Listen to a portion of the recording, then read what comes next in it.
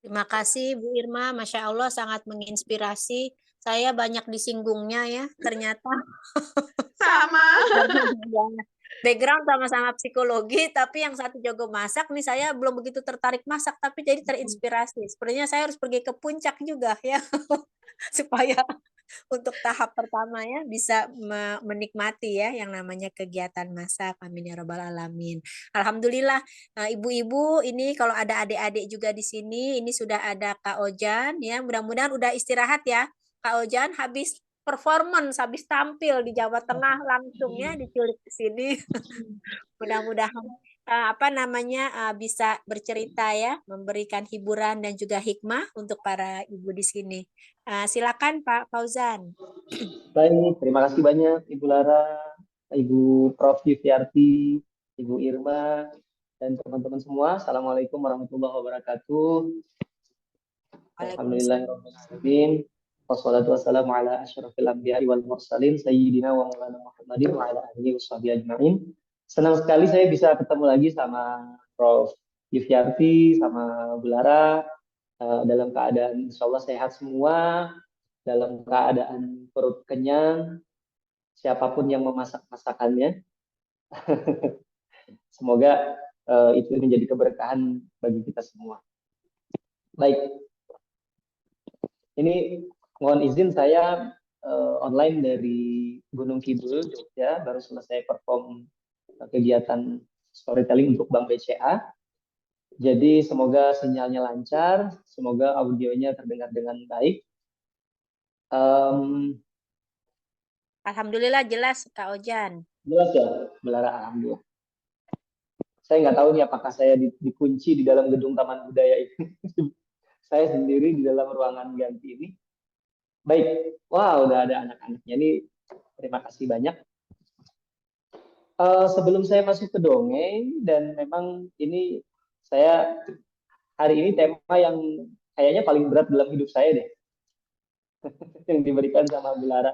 Karena ini berkaitan dengan mindfulness cooking, sementara yang akan cerita adalah orang yang jago masak rendang. Kebetulan saya bisa masak rendang, soto Banjar, soto Lamongan, kemudian dan lain-lain dalam bentuk mie instan. Indomie rasa rendang ya ada sekarang, Indomie soto limau ya. Baik, saya sebenarnya tadi belajar banyak dari Bu Irma, dan yang akan saya ceritakan hari ini sebelum saya masuk ke cerita, mungkin karena ternyata anak-anak ada juga ya, saya ingin cerita tidak berkaitan dengan diri saya, tapi tentang orang lain yang di akhir nanti saya akan menjelaskan, saya baru tahu kenapa itu terjadi. Kebetulan saya adalah relawan kebencanaan. Saya salah satu aktivitasnya datang ke daerah-daerah bencana, dan ada dua momen bencana terakhir yang saya akan cerita. Yang pertama adalah bencana Gunung Semeru di Lumajang, dan yang kedua gempa di Cianjur.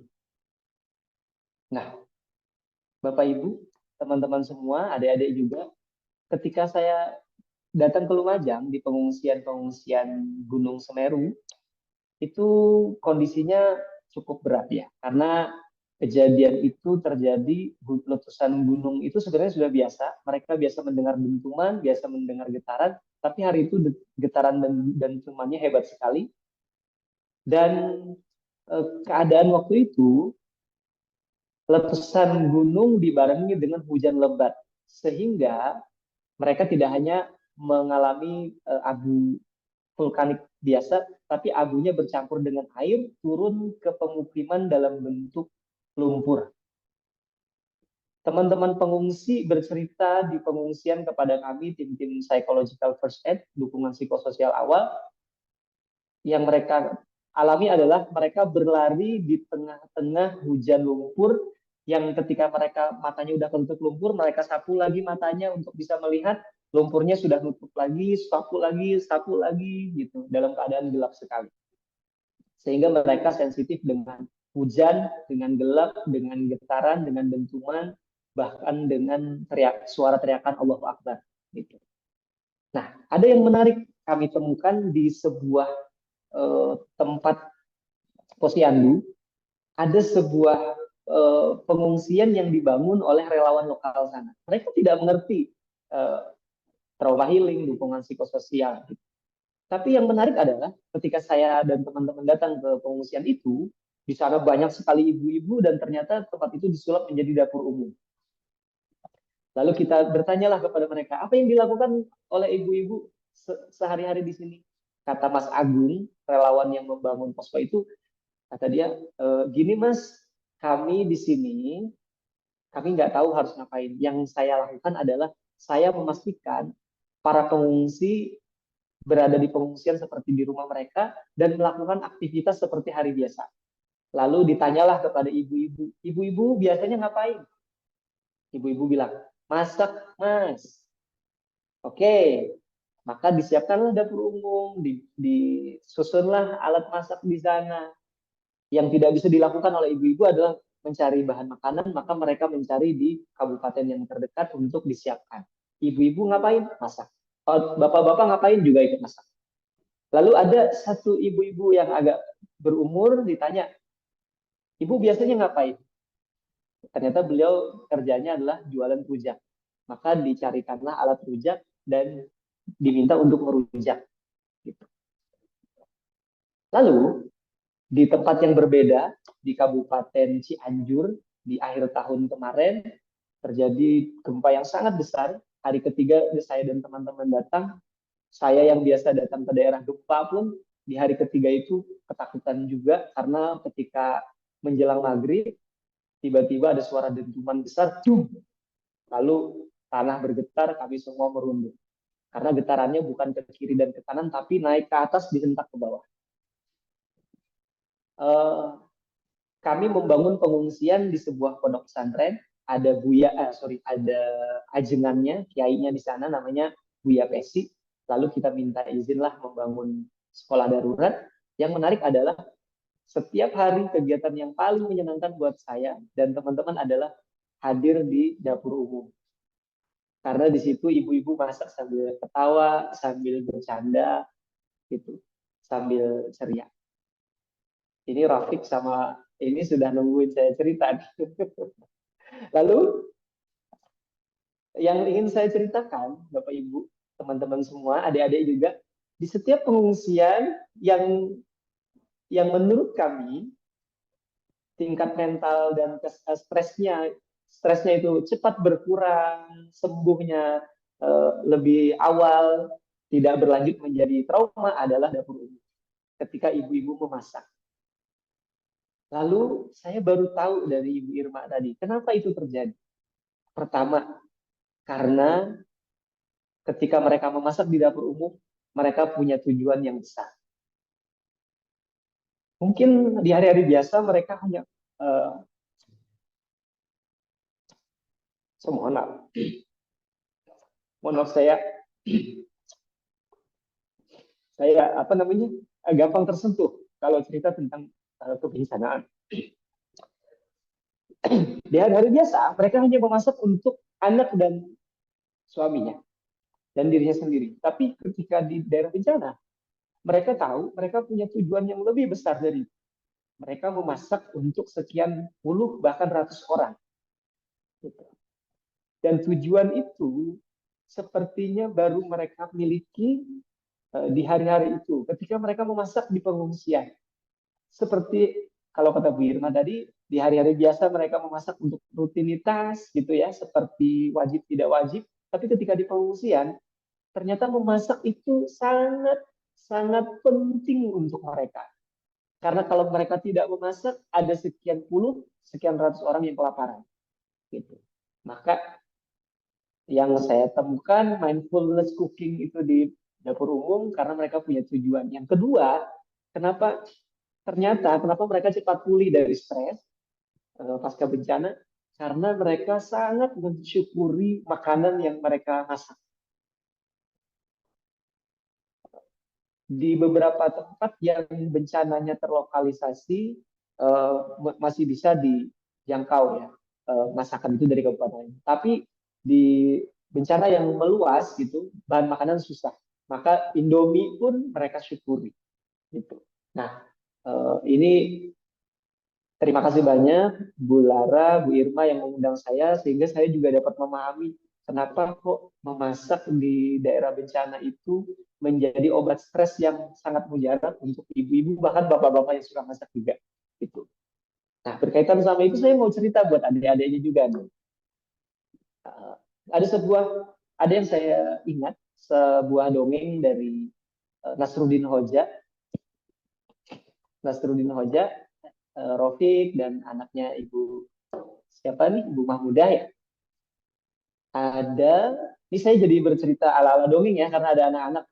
Tadinya saya pikir saya tidak akan mendongeng hari ini. Oke, ada seorang, ya apa ya, ada seorang adik-adik, ada seorang bapak-bapak Ustadz namanya Hoja. Namanya Nasruddin. Hoja itu panggilan untuk Ustadz di sana. Ini ada Ustadz Nasruddin dipanggil Nasruddin Hoja. Dia punya tetangga. Tetangganya ini setiap hari mengeluh. Setiap hari mengeluh karena rumahnya kecil sekali. Kecil gimana? Kamu tahu kecil? Kecil itu segini. Tapi rumahnya itu, ya betul, rumahnya kecil sekali. Rumahnya itu kalau saking kecilnya, kalau dia jalan, dia tengok ke kanan, kanannya dinding. Dia tengok ke kiri, kirinya dinding.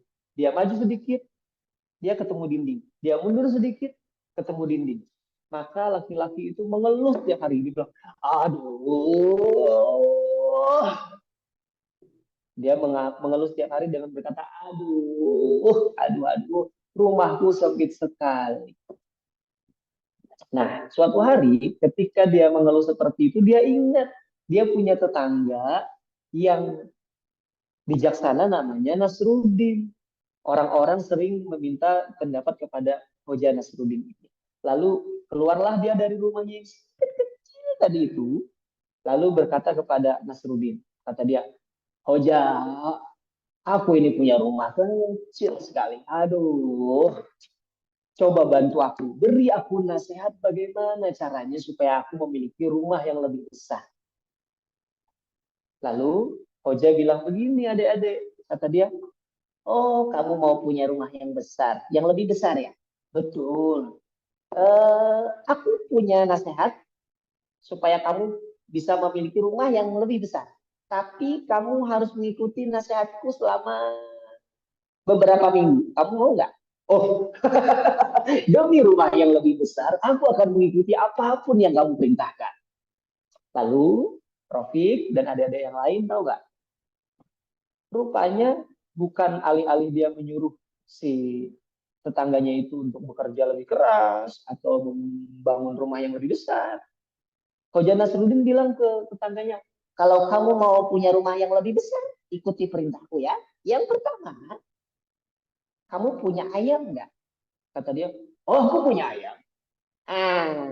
Malam ini kamu tangkap ayammu, lalu kamu bawa ke dalam rumahmu, kamu kunci pintu rapat-rapat, dan kamu malam ini tidur dengan ayam. Tidur dengan ayam. Tapi baiklah, karena dia sudah berjanji akan mengikuti perintahnya, maka malam itu dia bawa seekor ayam ke dalam rumahnya, dia tutup pintunya rapat-rapat, dia tutup jendela rumah rapat-rapat, dan malam itu ada dua makhluk yang tidur di sebuah rumah yang sempit. Satunya sedang mendengkur, satunya berkokok. Bagaimana ayam berkokok, Rafiq? Begitu. Nah, lalu keesokan paginya dia bangun. Ternyata tetap disuruh tidur selama 3 hari bersama seekor ayam. Dan dia lakukan. Setelah 3 hari berlalu, dia datang lagi kepada Nasruddin Hoja. Aku sudah melakukan perintahmu. Apakah rumahku akan semakin besar? Kata Hoja, sebentar. Itu baru 3 hari. Sekarang ikuti perintahmu sekali lagi ya.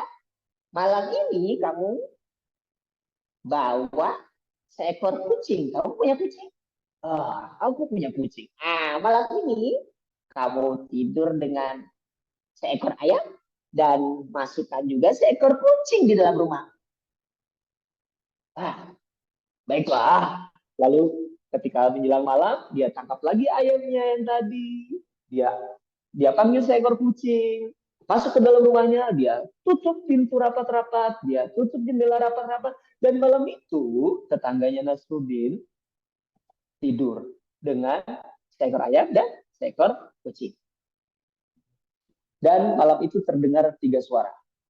Suara pertama, suara apa? Gempuran manusia, gimana suaranya?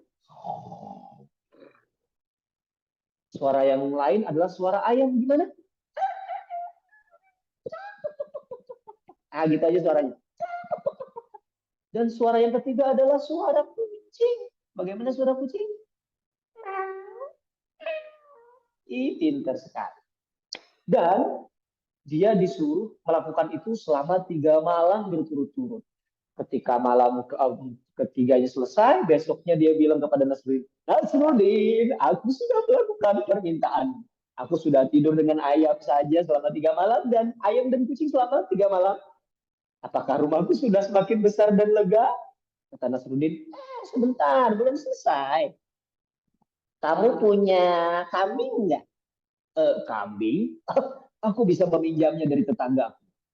Malam ini kamu tidur dengan seekor ayam, seekor sapi, seekor kucing, dan seekor kambing. Baiklah, demi rumah yang lebih besar aku akan melakukannya. Maka malam itu menjelang malam, si tetangganya Nasruddin, adik-adik, menangkap seekor ayam yang kemarin, dimasukin dalam rumah. Ada kucing juga dia bawa ke rumah. Lalu dia tarik seekor kambing yang cukup besar. Dia tarik talinya, kambingnya meronta-ronta tapi masuk juga ke rumah. Dan dia tutup pintunya rapat-rapat, dia tutup jendelanya rapat-rapat. Dan malam itu dia tidur dengan siapa aja? Seekor ayam, seekor kucing, dan seekor kambing. Dan pada malam harinya terdengar 3 suara. Yang pertama suara dengkuran gimana? Terus suara ayam, suara kucing, dan suara kambing.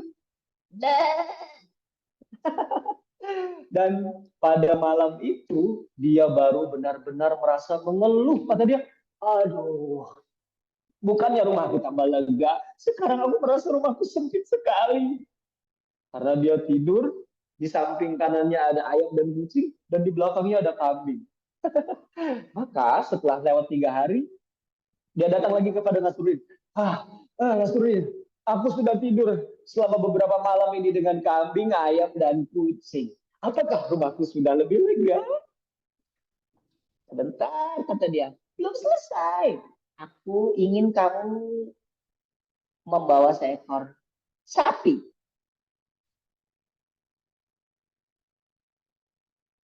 Sapi? Aku tidak punya seekor sapi, tapi aku bisa meminjamnya dari tetangga.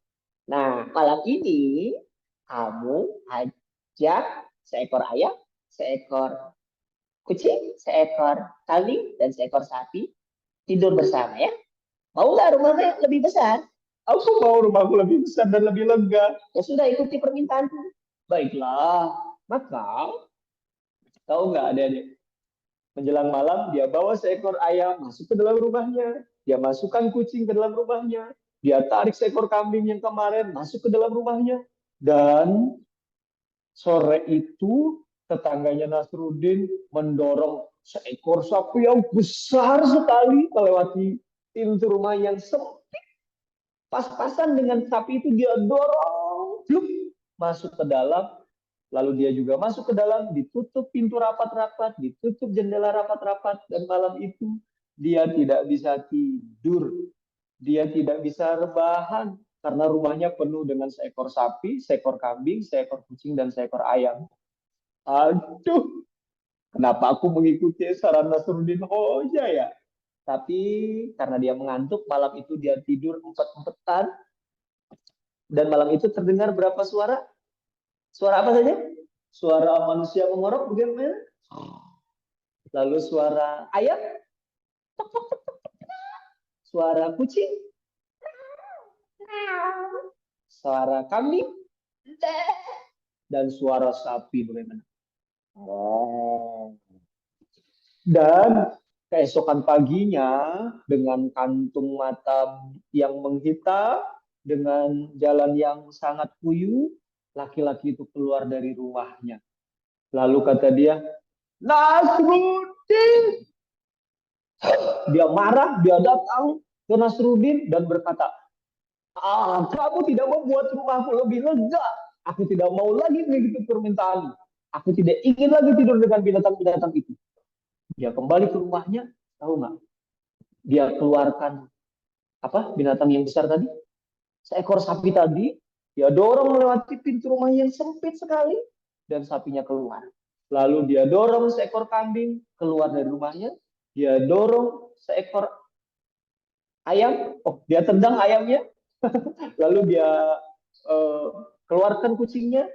Dia tutup pintu rapat-rapat, dia tutup jendela rumahnya rapat-rapat, dia duduk di atas kasur yang biasa dia tempati, lalu dia melihat ke kanan, ke kiri, ke depan, ke belakang. Dia lihat rumah yang setiap hari dia tempati, dan hari itu dia bilang gini, Alhamdulillah, hari ini rumahku lebih lega. Aku bisa tidur dengan lebih nyaman. Karena tidak ada lagi binatang-binatang itu, rumahku jadi lebih besar. Rumahku sudah lebih lega. Rumahku sekarang lebih lega. Adik-adik, tetangganya Nasruddin baru sadar. Ternyata rumah yang sama bisa menjadi lebih sempit kalau dia tidak bersyukur. Dan rumah yang sama ukurannya, bentuknya, warnanya akan menjadi terasa lebih lega kalau dia pandai bersyukur. Nah, itu cerita dari tetangganya Nasruddin Hoja.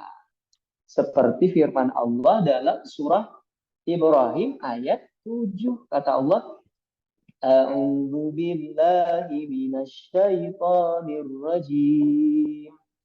وَإِذْ تَأَذَّنَ رَبُّكُمْ لَئِن شَكَرْتُمْ لَأَزِيدَنَّكُمْ وَلَئِن كَفَرْتُمْ إِنَّ عَذَابِي لَشَدِيدٌ. Kata Allah sudah dimaklumkan, siapa yang bersyukur akan ditambah, siapa yang kufur, azab Allah sangat pedih. Nah, seperti tadi tuh dibicarakan sama bunda-bundanya. Ternyata memasak itu bisa menyembuhkan. Kalau salah satu syaratnya terpenuhi ketika memasak. Apa itu? Memasak yang mensyukuri semua makanan. Tidak mengejek makanannya. Makanan apapun rahmat dari Allah harus disyukuri. Ketika kita memasak dengan rasa syukur, maka Allah tidak hanya menambah rasa masakan menjadi lebih sedap, tapi juga ternyata bisa menyembuhkan mental yang mungkin lagi tidak baik-baik saja menjadi lebih baik. Itu cerita dari Kak Ojan, Bunda Lara, dan teman-teman semua. Masya Allah, Alhamdulillah. Kita banyak belajar ya, ibu-ibu ya, hikmah ya, tentang pengalaman Kak Ojan tadi ya, sebagai relawan gitu. Jadi benar-benar menginspirasi. Bahkan cerita buat anak-anaknya juga cocok sekali ya dengan kita belajar bersyukur ternyata. Walaupun dikemas dengan cerita anak-anak, tapi bagus sekali ya. Kita yang sebagai orang yang sudah dewasa kadang-kadang lupa ya untuk bersyukur begitu ya. Subhanallah. Baik.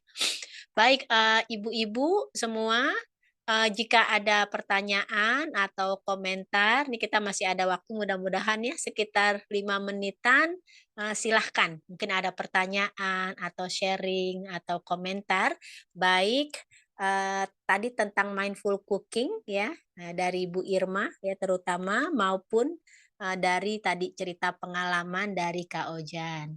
Mangga ibu-ibu. Apa Mbak Binti anaknya siapa Mbak namanya lupa. Alif. Oh iya Alif. Tadi ada Iya. Alif sama apa namanya kakaknya. Terus tadi juga ada deh Ibu Bu Eti. Kalau masih lihat juga ada anaknya 3 atau 4 ya Masya Allah. Ada yang mau ditanya? Oh ini saya mau bertanya sedikit kalau di dalam Islam itu apakah ada istilah mindfulness atau ada istilah lain dari mindfulness yang dalam istilah Islam sendiri itu seperti apa? Dan tadi kan ada tahap-tahap untuk mencapai mindfulness. Tapi kadang tuh gangguannya tuh banyak sekali gitu. Jadinya cara untuk meminimalisir gangguan untuk mencapai mindfulness sendiri itu seperti apa? Terima kasih. Ya, makasih Mbak Binti. Mungkin Bu Irma masih on? Halo Bu Irma, mungkin bisa dijawab. Ya, ya. Istilah Islam mindfulness ya Bu ya, mungkin istilahnya nggak persis sama, tapi saya rasa di dalam Al-Quran pasti ada ya, dalam Al-Quran dan hadis atau dalam apa sih perilaku-perilaku yang ditampilkan oleh Rasulullah dan para kerabatnya itu artinya adalah hidup yang penuh makna gitu ya. Bagaimana menjadikan hidup kita penuh makna. Saya pikir itu pasti ada ya. Bagaimana kita menjadi sesuatu yang bermakna. Tapi mungkin kalimat dalam Al-Qurannya nggak persis bermakna gitu. Tapi misalnya mungkin khusyuk, bersyukur, gitu kan ada ya. Bersyukur, sholat dengan khusyuk, melakukan sesuatu dengan ikhlas. Nah itu semua tuh sebenarnya bagian dari mindfulness itu sendiri. Nah, tentang memang kita mindfulness terutama cooking tuh banyak gangguannya ya Bu ya. Makanya mindfulness itu memang tidak bisa kita dapatkan setiap saat memasak gitu ya. Jadi kita misalnya masak sarapan, masak siang, makan malam, 3 kali masak atau 2 kali deh ya. Hari Senin sampai Minggu itu mindfulness terus nggak bisa Bu. Pastinya kita punya ya harus nganter anak, harus urusan keluarga yang lain, tapi paling tidak jangan sampai setiap fase memasak dalam hidup kita kehilangan makna gitu loh. Mungkin kita hari Sabtu Minggu kan ada lapang nih. Nah, di situ kita ambil bagian dari mindfulness-nya gitu ya. Misalnya kita nih kayak saya, Bu Yufi, Bu Lara itu kan ngajar misalnya nggak bisa kita kadang-kadang masak dengan pelan-pelan, mencuci, menikmati cucian di tangan kita, mengalir itu nggak sempat ya Bu Yufi ya kita buru-buru harus ngejar masuk kelas dan sebagainya. Tapi misalnya ada waktu libur nih hari Sabtu, ya udah kita pakai itu menjadi mindfulness. Jadi 1-2 jam nih benar-benar fokus deh untuk masak. Nggak bikin artikel, nggak bikin jurnal dulu, nggak bikin PPT kuliah dulu, nggak fokus dulu. Jam berapa? Mungkin kalau jam siang ada webinar. Nah jam 6 nih kita siapin masak jam 6 sampai jam 8. Nah hanya seminggu sekali aja. Itu sudah cukup bermakna Bu. Jadi artinya fase dalam hidup kita itu ini sebenarnya kan yang mindfulness tuh nggak hanya cooking aja ya Bu, kita bisa juga mindfulness eating. Jadi cooking kita nggak sempet nih masaknya bermakna, tapi makannya yang bermakna bisa aja. Misalnya kita selama ini makan suka kalau buru-buru nggak tahu apa yang kita makan ya, tahu-tahu udah habis kayak nelen. Nggak ngerasa kita kayaknya nelen aja, udah nelen tahu-tahu udah habis, yang dimakan tuh nggak tahu apa, nggak tahu rasanya. Nah coba kita nggak sempat mindfulness cooking, kita mindfulness eating-nya. Coba pelan-pelan nikmati dulu sayurnya, rasakan wanginya, gitu-gitu loh, Bu. Dan memang tidak harus sepanjang hidup kita, tapi paling tidak dalam seminggu itu kita ambil satu bagian untuk mindfulness cooking. Syukur-syukur hampir setiap makan tuh kita memberikan waktu untuk mindfulness eating, sholat kita memberikan mindfulness juga. Di dalam perjalanan kita kadang-kadang kebanyakan stres hanya ngeliatin jam, aduh udah terlambat, aduh udah terlambat, aduh udah terlambat. Kita lupa bahwa sebenarnya kita mau ngeliatin jam terus atau tidak, waktunya segitu-gitu juga di perjalanan. Tetap setengah jam, tetap 1,5 jam juga, karena memang misalnya Jakarta apalagi macet. Nah daripada kita bolak-balik ngeliatin jam, bolak-balik stres, sudah terlambat atau enggak, mungkin kita pakai waktu untuk mindfulness. Kita liatin jalanan di Jakarta, kita liatin mall-mallnya. Kita baru sadar ternyata, wah di sebelah mall ini ada pohon yang sangat lebat, buahnya bergelantungan. Ternyata Jakarta juga ada pohon sebuaya gitu ya, maksudnya misalnya seperti itu. Ada bunga-bunga yang bermekaran. Nah, itu lebih bagus waktunya 1,5 jam juga, tapi yang satu dipakai buat stres karena ngeliatin jam, tapi yang satu dipakai buat menikmati Jakarta. Nah, itu gitu loh Bu kira-kira. Jadi memang banyak hambatan untuk menjadikan hidup kita mindfulness dulu, tapi kita usaha dan upaya sebisanya gitu. Sholat yang bermakna, masak yang bermakna, makan yang bermakna, sebisanya kita. Apalagi setelah kita tahu ada teori ini, ya udah saya mau mengambil satu bagian dari diri saya untuk lebih bermakna. Saya mau masak yang benar-benar saya pakai rasa, jiwa dan cinta gitu loh untuk keluarga saya. Gitu ya kayak Kak Ojan ya. Jadi kita masak tuh kalau ada tujuannya, jadi merasa bersyukur banget terus taunya anak kita makannya dengan lezat banget ya. Saya tuh Bu, kalau saya kan jarang masak nih Bu, karena saya juga nggak sempet ya. Tapi kalau sempet masak, nanti kalau anak saya makan saya perhatiin, saya kadang-kadang ngintip dari kamar, ngelihatin dia makan masakan saya atau rasa enak tuh saya ngerasa bahagia gitu. Padahal belum tentu itu enak mungkin ya nggak tahu juga.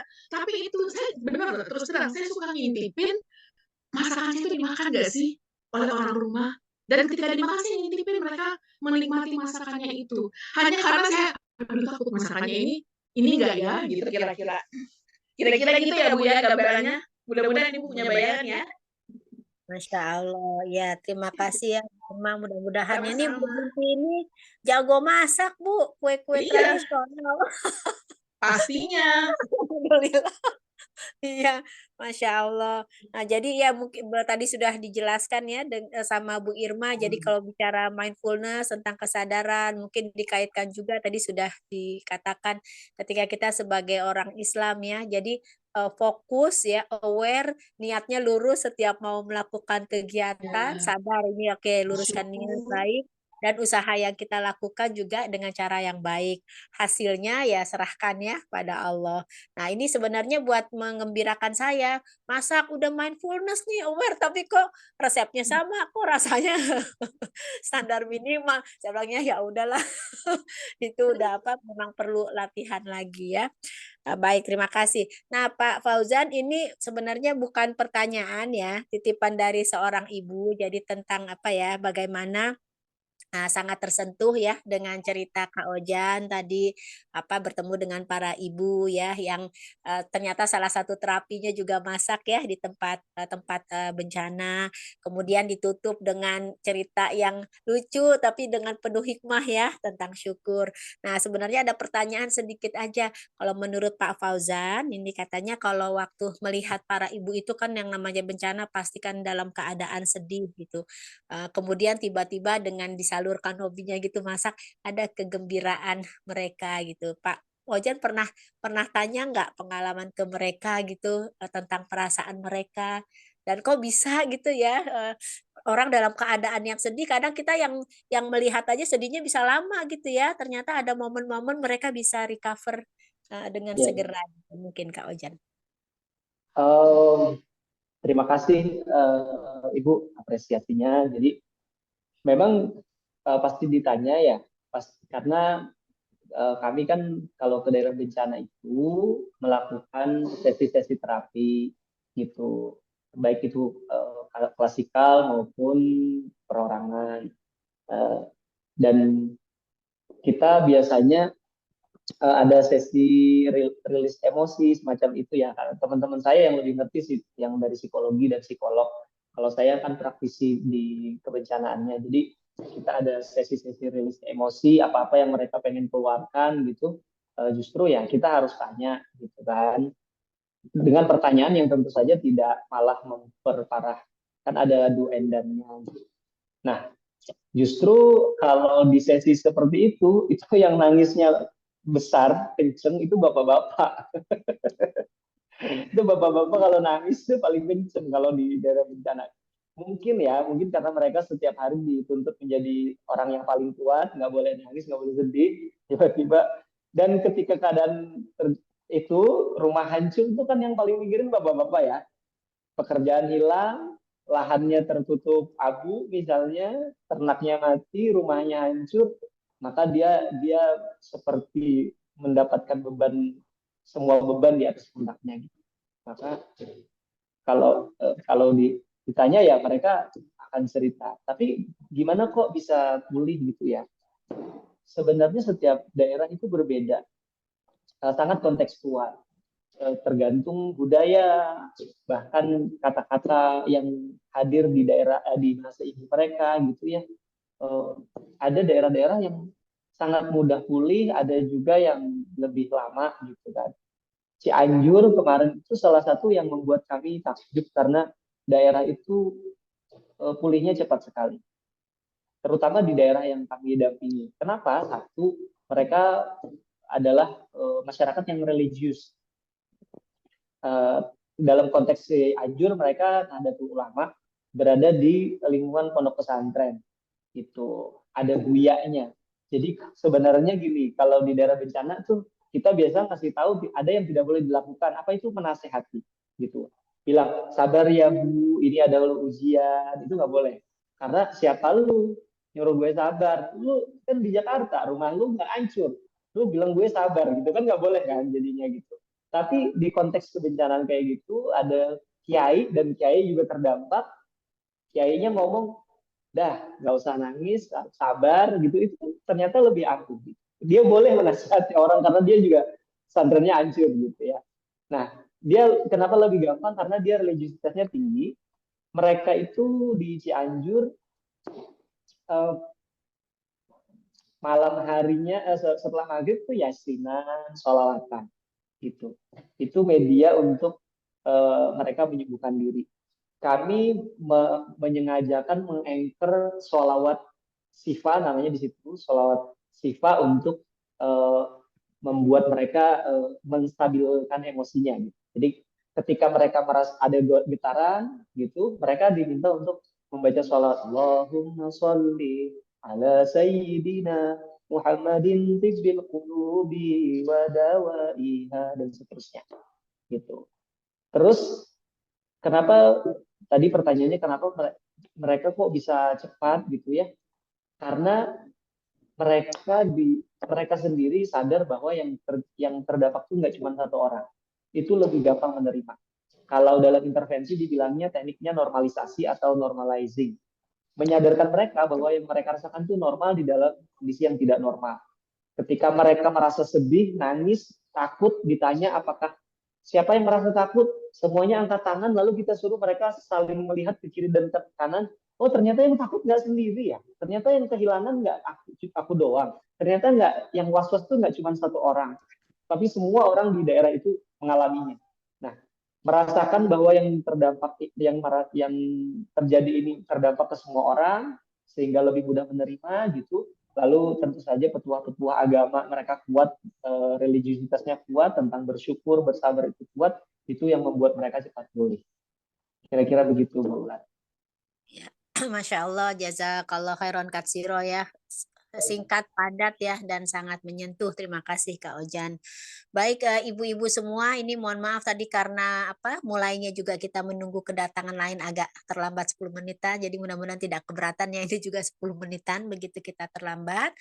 Saya selaku moderator ya, tim juga perwakilan dari UNJ dan juga sebagai ibu yang bermukim di Melbourne, mohon maaf jika ada kata-kata yang salah ya, kurang berkenan dan sebagainya. Terima kasih sekali lagi kepada Prof. Yufiyarti dan tim ya, Bu Irma, kemudian juga teman-teman rekan yang lain, Kak Ojan juga mudah-mudahan suatu saat bisa ketemu lagi walaupun lewat Zoom ya untuk menghibur kita ya, dongeng untuk kita, teman-teman semua, ibu-ibu. Untuk menutup acara ini, mari kita ucapkan istighfar dan doa penutup majelis. Astagfirullahaladzim, astagfirullahaladzim, astagfirullahaladzim, subhanakallahumma wa bihamdika asyhadu an la ilaha illa anta astaghfiruka wa atubu ilaik. Baik ya, terima kasih ibu-ibu semua. Mudah-mudahan kita bisa lebih bersyukur dan nanti yang suka masak silahkan dipraktekkan mindfulness-nya ya dari Bu Irma tadi ya, dan rasa syukur tadi yang telah dijelaskan oleh Kak Ozan. Yang belum suka masak seperti saya dan Bu Yufi, waduh gaya, bukan suka belum sempat, mudah-mudahan tersadarkan dan mulai bergerak ya. Bu Binti juga mudah-mudahan bisa mengajarkan masak ya kepada kita-kita ya yang belum punya keterampilan yang mumpuni. Baik, terima kasih ibu-ibu sekalian, Kak Ojan. Assalamualaikum warahmatullahi wabarakatuh. Makasih Bu Eti juga nih. Waalaikumsalam warahmatullahi wabarakatuh.